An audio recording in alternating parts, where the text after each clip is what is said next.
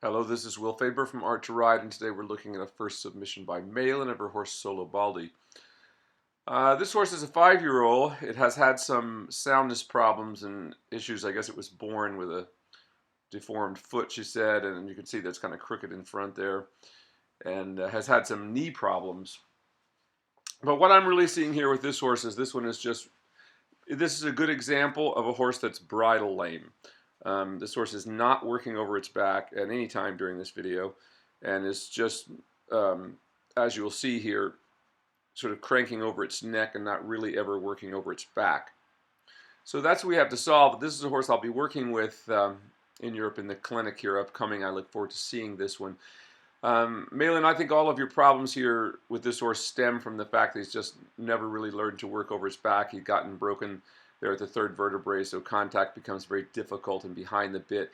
He's never really reaching and stretching the length of the top line. And a way you can see this a lot is just stretching from the shoulder. This horse never really stretches his neck out. All he does is really crank the neck over, but he never lets it come out of his body from the shoulder, and never really gets working over his back at any time during this video. And I think when I see you, this will be an interesting one to work with. You can see even here in the walk, his belly is rather let down. I mean he's only a 5-year-old, so there's not a lot of damage here, but it would start to head that way, and before long you'd see his body starting to fall apart a little bit in terms of sinking more behind the saddle there. What we're seeing here in the walk is not bad. He's just never really stretching into the contact at any time during this video. So that's what will be our main concern when we get this horse working when I see you, is to get him stretching out more and taking a more correct contact with the bridle and beginning to work over his back. And what you're doing here is not bad. Now, the one thing I see you doing is holding that whip straight up in the air like that, and that's really not what you want to do. You want to carry the whip either behind you, turned around in your hand, so once again you can kind of flick it with a sideward action of your hand should you need it. But you never want to hold a whip like a fishing pole like you're doing here, because you really wouldn't be able to use it if you needed it, because you'd have to flip your hand around to get to the right place. So you want to turn that whip the other way and keep it pointed towards his hindquarters, or if you want, you can turn it backwards in your hand so you can flick it forward if you need it. Not a bad stretch here in the walk, and actually this is probably the best thing that he does here in this video. It's just that little bit of walk work. But we can still see it just has this disconnected look between his front end and back end. They kind of look like they're just not really working together very well. And that's because he's not really working over his back, and that's what gives you that, as I said, this horse looks to me like a horse that's bridle lame. He kind of, as you said in the video, he looks off at times, and he's had these various problems. So she's had a lot of problems with this horse, bringing him along in terms of his, it sounds like his, the soundness of his feet and this sort of thing, and a few little birth defects, it sounds like, when he was born. So we have some areas to work around here, but those can all be limited in how they affect the horse. Once again, once we get a horse working over its back, if a horse does wing or paddle a little bit, as this horse does in front, you'll see a lot of that straighten out. It will get better. Of course, we can't just change the whole conformation of the horse. Let's see if you see coming around here, that right front especially looks like it's a little bit comes out of the knee at a funny kind of angle. But what we'll see is that when we really get this horse working over its back, that will all improve a great deal, and it will minimize the effects of that. And of course, as getting the horse, just like as it normally does with a horse that's not over its back, it's not working, has no shock absorbers. So a horse like this, that even becomes more important when the horse has, a few little physical alignment issues, as this horse seems to have a little bit. So we'll minimize that. Now what I see here with the side reins right away is these side reins are just it's too short. I know you think they're kind of long, and he plunges his head straight down, but he's curling over, and this horse has already started to break back at the third vertebrae. So what we're seeing here is just kind of cranking his neck down and over. So these side reins are actually kind of painfully too short for this horse. I would either lunge this horse with no side reins whatsoever, or they really need to be a couple of foot longer for this horse, because he really can't stretch out and stretch down and out. This horse also might be a good candidate for the shambone, these kind of horses that they've already been overflexed in the neck. And that's what I'm seeing here, like when he looks a little irregular. So he's plunging his neck down, but he's coming behind the vertical. So if you just took those side reins off, we'd probably get something better out of him than we're getting here, and that's kind of why he seems to stumble along. Because while he's cranking his neck over, you see what I mean by there, he's got that permanent kind of, when his head goes down, he's already overflexed in the neck, so he kind of has that permanent kink in his neck already. So when he comes down to the side reins, he just curls up behind the bridle, which is what we never want to see happen. So when we use side reins, we must watch that the horse never comes behind the bit, which this horse does continually, as he does there. He kind of drops his neck straight down, but he doesn't really stretch it out, and then he curls over at the third vertebrae. So once again, that's exacerbating his problem. So we would want to get rid of these side reins or lengthen them at least, you know, 1.5 feet, I would say, from where he is here. With a horse like this, you don't want them to have any backwards tension at all there, because it's just curling him up behind the bridle. So while he's kind of stretching down here, it's kind of having the opposite effect that we want it to have, because even there, he's not really lengthening out through the whole top line. He's just dropping his neck over and over flexing. And he never really gets to a good trot. I mean, it won't open up and get to where it needs to be, because it's kind of holding him on the forehand, if that makes sense, rather than letting him swing over his back. And that's also why this horse looks a little bit off. He's not really working over his back, and he has this funny kind of rhythm that seems irregular. Well, that's mostly what it's caused by. So when we get him swinging over his back and get his neck out in the correct position, I think you'll see that improve a great deal.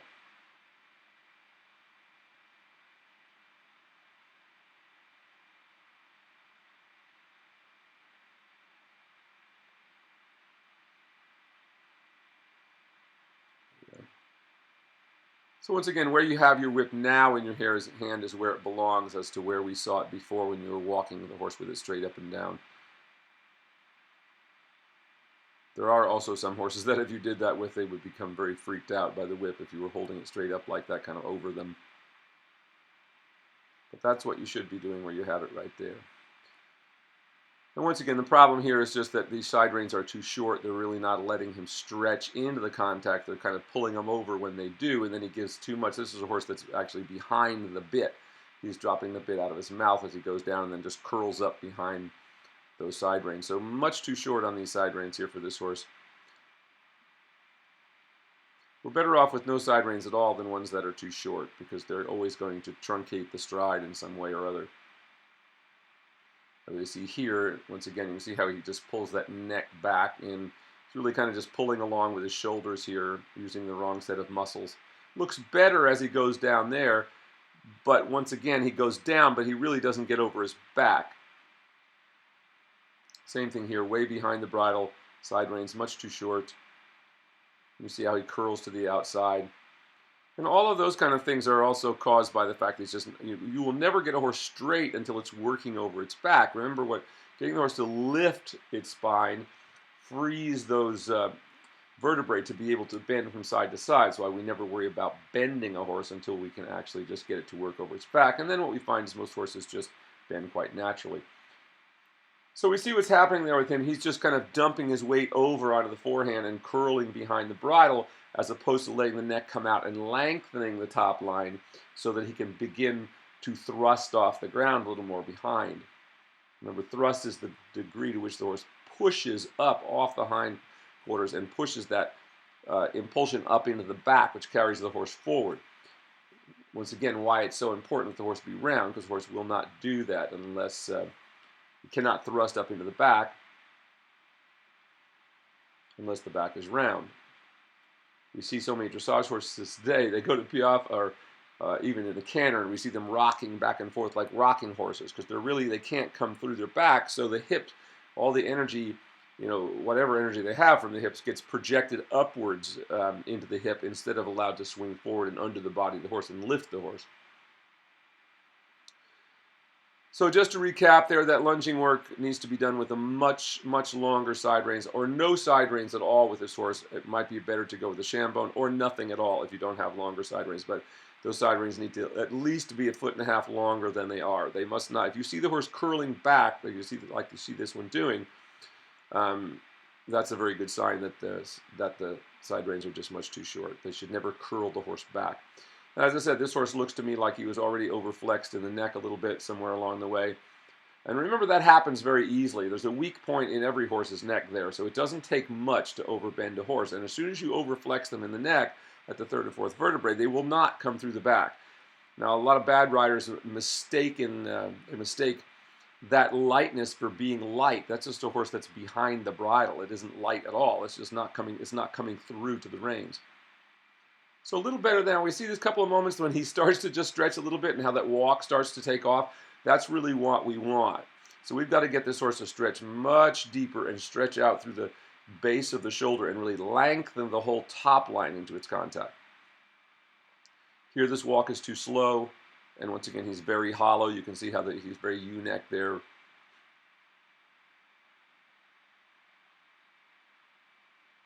Getting a little better here. Once again, you'll notice that as he stretches down, like for that one moment there when he started to stretch his neck down, how the walk suddenly improved. Whereas this walk looks much too slow. He looks like he's pulling his hind feet up out of mud. They're not really connecting and swinging through under the body of the horse.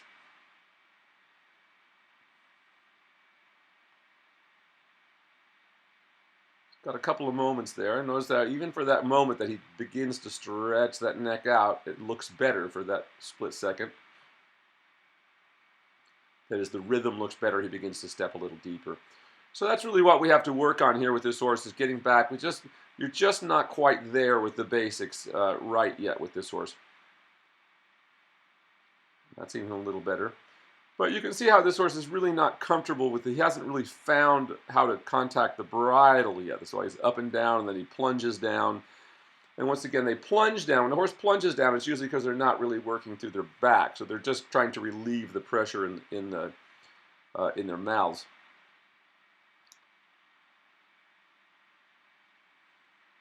So he kind of flings his head down for a moment, and even for those moments, we saw that it was a little better, even if there's one or two strides. So here in the walk, what we want to do is just concentrate on really just loosening up your reins and really letting him come forward and get stretching much deeper there like that. And he tries to. He's just not sure what he's supposed to be doing there yet. He hasn't understood how to follow the contact with the bit rather than, either pull it or drop behind it as he was doing on the lunge line. Not a bad leg yield there. Pretty good and pretty good rhythm for what he's doing here. And that, once again, the lateral work will help us get the horse over its back. But you can even see this kind of, as I said, bridle lameness here in the walk. He comes up, he comes down, he shortens the neck, and you can kind of even see how every time he kind of drops the head forward, how that changes what the back end does. And you see he's walking very hollow here, very stiff-legged behind.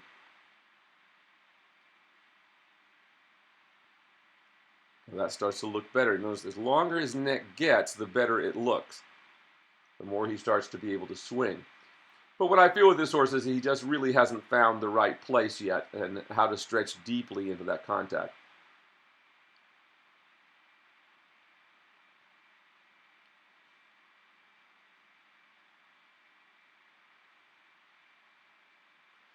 So what you're doing, there's nothing really particularly wrong with what you're doing. It's just that we need to go back now to lunge and straighten some things out before you even get on. I would work this horse in hand and get him stretching more deeply into the contact, which is what I'll do when I see you here in just a little bit of time.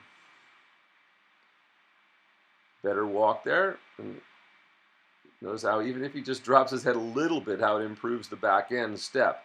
It's just not quite getting all the way there. And that's better, once again, as he stretches that little bit over. But we can also see how as soon as he does go over, he immediately wants to soften there at the third and fourth vertebrae rather than softening at the pole. So once again, that's why you experience this kind of bridle lameness, because the horse has never really settled into the contact into the bridle and learned how to let that energy flow over his back with it lifted. So that's why we experience this thing as we do, as he kind of comes up and he braces against your hand for a second, then he drops down for a second, because he's not really swinging through the back, and that's the problem that we have to do something about when I see you very soon. In the meantime, what I'd like you to do with this horse is just try lunging him without anything at all, if you can't find the long side reins, which really might be the best thing for him at the moment if he'll begin to stretch out a little more. Same thing here. We can see he's not really working over his back. That's why he's fussing there with the bridle. Or you're trying to get the right thing, which is try to get him to come out. And even here, you can see how there is an improvement. Every time he just gets the neck out a little bit, it helps the swing and his hind legs look like they're moving a little better.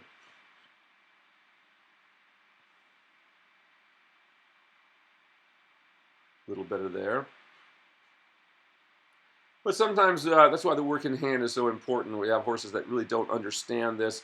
And then if we put weight up there, it just makes it that much more difficult. And that's why when I have a horse that I encounter like this, I'll always start them stretching in hand first before I ever get on them so that they understand a little more about what I want before I add the difficulty of putting weight. Because remember, we're trying to get the horse to lift its back. So the moment you put a weight in the saddle, it's going to make it that much more difficult for the horse because now we're weighing the back down that we're trying to get to come up. So that's why generally for me, I would try to do all this from the ground before I get up, especially with one has become a little irregular like this one has. And you can see his conformation fall certainly led to some of these problems. But just know that as we get him working over his back, that will solve a lot of those problems to the degree that they can be solved. I've had plenty of horses that were crooked from the knee down and still were able to become quite good horses by getting them over their backs. And we can sort of limit the degree that bad conformation fault affects the horse. Good here, it starts to stretch a little bit better. So every time I see a little bit of stretch, I see an improvement in the horse. So that's really what we got to get to. A little better there, even though he stretches down that for just a moment there. But we can see what happens there. He doesn't really understand what he's supposed to be doing. Even when he does go down, then he kind of goes down and he twists his neck to one side. He's really just kind of evading the contact with the bridle. Most of that is caused because he hasn't really gotten swinging over his back. So he's never going to settle in the bridle until he does.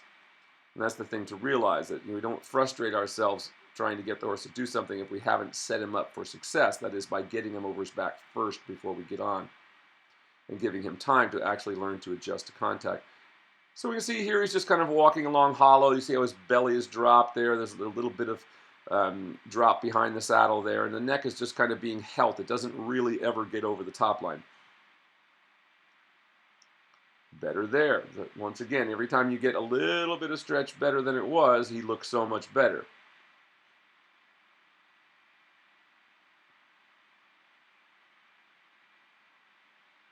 Walk starts to open up a little bit here, and this is the best it's looked. There, now see how the horse is beginning to come a little bit forward from behind. The step is beginning to become a little more regular, a little less like it's stuck on flypaper. When you see that look, your hind legs it looks like they really have to kind of pull it up from the ground like it's almost stuck to something for a second, like that. There's this hesitancy in the step. That's all caused because the horse is just not really working over its back. So you can imagine how hard that is. It can't really, the muscles that lift those legs, if the horse isn't over its back, it has to use a very different set of muscles than it would have if it were working over its back, which enables it to complete its stride more completely.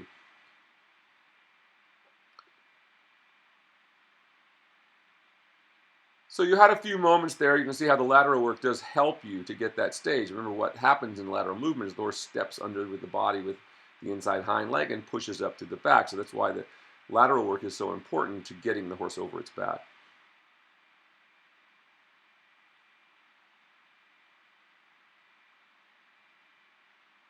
Once again, see how he starts to drop, how much better it looks even for just a second. But he's still just never really reaching out from the base of the neck and stretching the whole neck forward. When we get this horse working right, its neck is going to look like it has another foot of neck in there that you haven't discovered yet that will come out as we get the horse to work over his back. So while he's kind of softening for you here a little bit as you're going, he's not really making correct contact. And that's why when you take contact, then he just fights it down. And that's really, when he goes down like that, you're better off just leaving him there. He's trying to find a place that's comfortable, which is why the horse struggles, then tries to pull his head down because he's trying to find a place that allows him to carry you. And he kind of gets frustrated with your hands there and tries to jerk them downward. So while he's cranking over here a little bit at the neck, I mean, this is a little better. It's not overbending as bad as it was, but he still just needs to come much more forward. We can still see that there's a little softness in the neck. He's breaking back at the third vertebrae there. when he does start to flex. And that's just, once again, because he's not really coming through the whole length of his top line.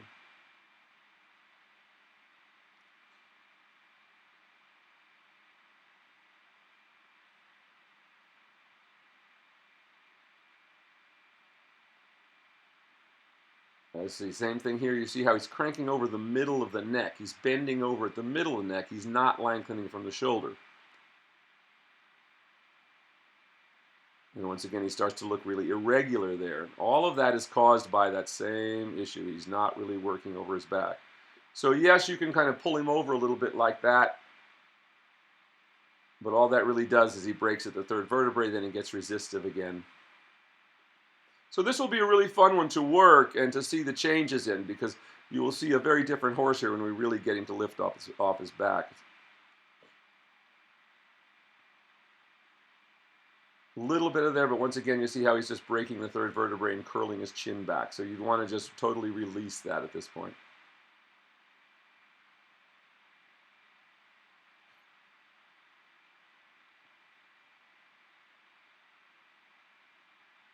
Starts to look a little better as he starts to go over a little bit. But here's where you want to just give much more rein to the horse. Stretch up a little bit. Sometimes you get a little too far forward. You might want to try riding this horse if it helps you with a little bit shorter stirrup, maybe a hole, just so you can stretch up. The young horses, we tend to ride a little bit shorter so we can get up off their backs. So a good attempt on this horse, but we have a long way to go with this one. And I think this is one that's going to be a lot of fun. And I think what you're going to see is a big improvement of this horse when we really get it working over its back. So there really wasn't any time in this video that the horse got to the point where it was really working over its back. We're sort of ending where we started. He's still kind of hollow. But at least he's relaxing for you there. It's not too tense. But you're going to see a big change in this horse, and I think you'll see all that irregularity go away once we really get this horse working over its back the way it should be. And that's just a matter of backing up. Like all horses, you know, there's just holes in this horse's training. He never really learned to take contact correctly before you started riding, so you don't have much of a chance of succeeding. So this is Will Faerber from Art to Ride. I look forward to working with you very soon. I think we'll see some big improvements over this horse once I get him working over his back for you, and you can really feel that and understand it. Great job. Look forward to seeing you soon.